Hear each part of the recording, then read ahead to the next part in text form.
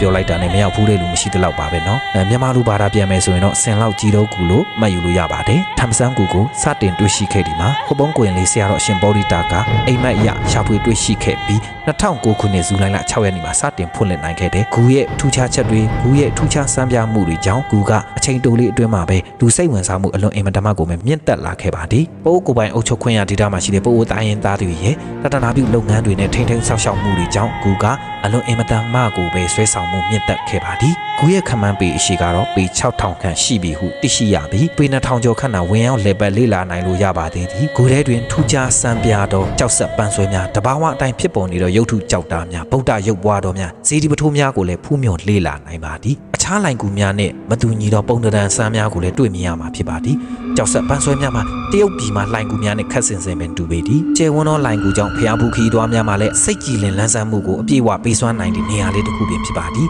ဂူကြီးအပေါဝတွင်လည်းတရိษံပုံတံကြောက်ရုပ်ထုများကိုလည်းတွေ့မြင်နိုင်ပြီဖြစ်ပါသည်ဤကူကတော့ဟိုပုံးကနေဆိုရင်12မိုင်ခန့်တာကွာဝေးပါသည်ဟုတ်ကဲ့ပါ YNK Channel မှာအားလုံးကိုကျေးဇူးအထူးတင်ရှိပါသည်ထမ်ဆန်းကူလို့ပြောလိုက်တာနဲ့မရောက်ဘူးလေလူမရှိတဲ့လောက်ပါပဲเนาะမြန်မာလူဘာသာပြန်မယ်ဆိုရင်တော့ဆင်လောက်ကြီးတော့ကူလို့မှတ်ယူလို့ရပါတယ်ထမ်ဆန်းကူကိုစတင်တွေ့ရှိခဲ့ဒီမှာဟိုပုံးကွင်လေးဆရာတော်ရှင်ဘောဓိတာကအိမ်မက်ရရှာဖွေတွေ့ရှိခဲ့ပြီး2009ခုနှစ်ဇူလိုင်လ6ရက်နေ့မှာစတင်ဖွင့်လှစ်နိုင်ခဲ့တဲ့ဂူရဲ့ထူးခြားချက်တွေဂူရဲ့ထူးခြားစမ်းပြမှုတွေကြောင့်ဂူကအချိန်တိုလေးအတွင်းမှာပဲလူစိတ်ဝင်စားမှုအလွန်အင်မတန်မှကိုမြင့်တက်လာခဲ့ပါသည်ပိုးကိုပိုင်အုပ်ချုပ်ခွင့်ရဒေသမှာရှိတဲ့ပိုးအိုတိုင်းရင်းသားတွေရဲ့တတနာပြုလုပ်ငန်းတွေနဲ့ထိန်းသိမ်းဆောက်ရှောက်မှုတွေကြောင့်ဂူကအလွန်အင်မတန်မှကိုပဲဆွဲဆောင်မှုမြင့်တက်ခဲ့ပါသည်ဂူရဲ့ခမန်းပေအရှိကတော့ပေ6000ခန့်ရှိပြီဟုသိရှိရပြီးပေ2000ကျော်ခန့်သာဝင်ရောက်လေပတ်လေ့လာနိုင်လို့ရပါသေးသည်ဂူထဲတွင်ထူးခြားစံပြသောကြောက်ဆက်ပန်းဆွဲများတဘာဝအတိုင်းဖြစ်ပေါ်နေသောရုပ်ထုကြောက်တာများဗုဒ္ဓရုပ်ပွားတော်များဇေဒီပထိုးများကိုလည်းဖူးမြော်လေ့လာနိုင်ပါသည်အခြားလိုင်ကူများနဲ့မတူညီသောပုံတံစမ်းများကိုလည်းတွေ့မြင်ရမှာဖြစ်ပါသည်ကြောက်ဆက်ပန်းဆွဲများမှာတရုတ်ပြည်မှာလိုင်ကူများနဲ့ခက်ဆင်ဆင်ပင်တူပေသည်ကျယ်ဝန်းသောလိုင်ကူကြောင့်ဖျားဘူးခီးသွားများမှာလည်းစိတ်ကြည်လင်လန်းဆန်းမှုကိုအပြည့်အဝပေးစွမ်းနိုင်တဲ့နေရာလေးတစ်ခုပင်ဖြစ်ပါသည်ဂူကြီးအပေါဝတွင်လည်းတရိษံပုံတံကြောက်ရုပ်ထုများကိုလည်းတွေ့မြင်နိုင်ပြီဖြစ်ပါသည်ဤကူကတော့ဟိုပုံးကနေဆိုရင်12မိုင်ခန့်တာကွာဝေးပါသည်ဟုတ်ကဲ့ပါ YNK Channel မှာအားလုံးကိုကျေးဇူးအထူးတင်ရှိပါသည်ထမ်ဆန်းကူလို့ပြောလိုက်တာနဲ့မရောက်ဘူးလေလူမရှိတဲ့လောက်ပါပဲเนาะမြန်မာလူဘာသာပြန်မယ်ဆိုရင်တော့ဆင်လောက်ကြီးတော့ကူလို့မှတ်ယူလို့ရပါတယ်ထမ်ဆန်းကူကိုစတင်တွေ့ရှိခဲ့ဒီမှာဟိုပုံးကွင်လေးဆရာတော်ရှင်ဘောဓိတာကအိမ်မက်ရရှာဖွေတွေ့ရှိခဲ့ပြီး2009ခုနှစ်ဇူလိုင်လ6ရက်နေ့မှာစတင်ဖွင့်လှစ်နိုင်ခဲ့တဲ့ဂူရဲ့ထူးခြားချက်တွေဂူရဲ့ထူးခြားစမ်းပြမှုတွေကြောင့်ဂူကအချိန်တိုလေးအတွင်းမှာပဲလူစိတ်ဝင်စားမှုအလွန်အင်မတန်မှကိုမြင့်တက်လာခဲ့ပါသည်ပိုးကိုပိုင်အုပ်ချုပ်ခွင့်ရဒေသမှာရှိတဲ့ပိုးအိုတိုင်းရင်းသားတွေရဲ့တတနာပြုလုပ်ငန်းတွေနဲ့ထိန်းသိမ်းဆောက်ရှောက်မှုတွေကြောင့်ဂူကအလွန်အင်မတန်မှကိုပဲဆွဲဆောင်မှုမြင့်တက်ခဲ့ပါသည်ဂူရဲ့ခမန်းပေအရှိကတော့ပေ6000ခန့်ရှိပြီဟုသိရှိရပြီးပေ2000ကျော်ခန့်သာဝင်ရောက်လေပတ်လေ့လာနိုင်လို့ရပါသေးသည်ဂူထဲတွင်ထူးခြားစံပြသောကြောက်ဆက်ပန်းဆွဲများတဘာဝအတိုင်းဖြစ်ပေါ်နေသောရုပ်ထုကြောက်တာများဗုဒ္ဓရုပ်ပွားတော်များဇေဒီပထိုးများကိုလည်းဖူးမြော်လေ့လာနိုင်ပါသည်အခြားလိုင်ကူများနဲ့မတူညီသောပုံတံစမ်းများကိုလည်းတွေ့မြင်ရမှာဖြစ်ပါသည်ကြောက်ဆက်ပန်းဆွဲများမှာ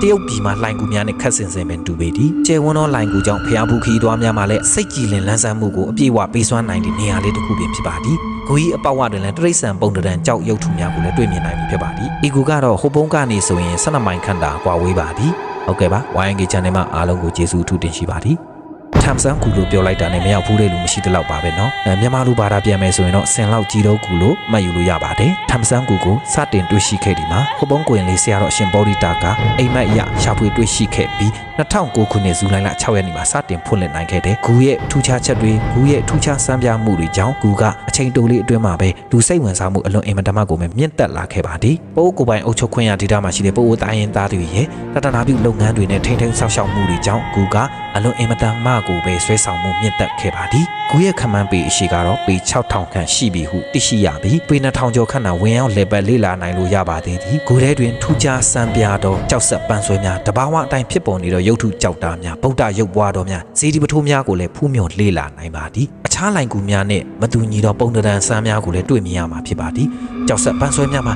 တရုတ်ပြည်မှာလိုင်ကူများနဲ့ခက်ဆင်ဆင်ပင်တူပေသည်ကျယ်ဝန်းသောလိုင်ကူကြောင့်ဖျားဘူးခီးသွားများမှာလည်းစိတ်ကြည်လင်လန်းဆန်းမှုကိုအပြည့်အဝပေးစွမ်းနိုင်တဲ့နေရာလေးတစ်ခုပင်ဖြစ်ပါသည်ဂူကြီးအပေါဝတွင်လည်းတရိษံပုံတံကြောက်ရုပ်ထုများကိုလည်းတွေ့မြင်နိုင်ပြီဖြစ်ပါသည်ဤကူကတော့ဟိုပုံးကနေဆိုရင်12မိုင်ခန့်တာကွာဝေးပါသည်ဟုတ်ကဲ့ပါ YNK Channel မှာအားလုံးကိုကျေးဇူးအထူးတင်ရှိပါသည်ထ ထမ်ဆန်းကူလို့ပြောလိုက်တာနဲ့မရောက်ဘူးတဲ့လူမရှိတဲ့လောက်ပါပဲเนาะမြန်မာလူဘာသာပြန်မယ်ဆိုရင်တော့ဆင်လောက်ကြီးတော့ကူလို့မှတ်ယူလို့ရပါတယ်ထမ်ဆန်းကူကိုစတင်တွေ့ရှိခဲ့ဒီမှာဟောပုံးကွင်လေးဆရာတော်အရှင်ဗောဓိတာကအိမ်မက်အရရှာဖွေတွေ့ရှိခဲ့ပြီး2009ခုနှစ်ဇူလိုင်လ6ရက်နေ့မှာစတင်ဖွင့်လှစ်နိုင်ခဲ့တဲ့ဂူရဲ့ထူးခြားချက်တွေဂူရဲ့ထူးခြားစမ်းပြမှုတွေကြောင့်ဂူကအချိန်တိုလေးအတွင်းမှာပဲလူစိတ်ဝင်စားမှုအလွန်အင်မတန်မှကိုမြင့်တက်လာခဲ့ပါသည်ပိုးကိုပိုင်အုပ်ချုပ်ခွင့်ရဒေတာမှာရှိတဲ့ပိုးတိုင်းရင်းသားတွေရဲ့တတနာပြုလုပ်ငန်းတွေနဲ့ထိန်းသိမ်းဆောက်ရှောက်မှုတွေကြောင့်ဂူကအလွန်အင်မတန်မှကိုပဲဆွဲဆောင်မှုမြင့်တက်ခဲ့ပါသည်ဂူရဲ့ခမန်းပေအရှိကတော့ပေ6000ခန့်ရှိပြီဟုသိရှိရပြီးပေ2000ကျော်ခန့်သာဝင်ရောက်လေပတ်လေ့လာနိုင်လို့ရပါသေးသည်ဂူထဲတွင်ထူးခြားစံပြသောကြောက်ဆက်ပန်းဆွဲများတဘာဝအတိုင်းဖြစ်ပေါ်နေသောရုပ်ထုကြောက်တာများဗုဒ္ဓရုပ်ပွားတော်များဇေဒီပထိုးများကိုလည်းဖူးမြော်လေ့လာနိုင်ပါသည်အခြားလိုင်ကူများနဲ့မတူညီသောပုံတံစမ်းများကိုလည်းတွေ့မြင်ရမှာဖြစ်ပါသည်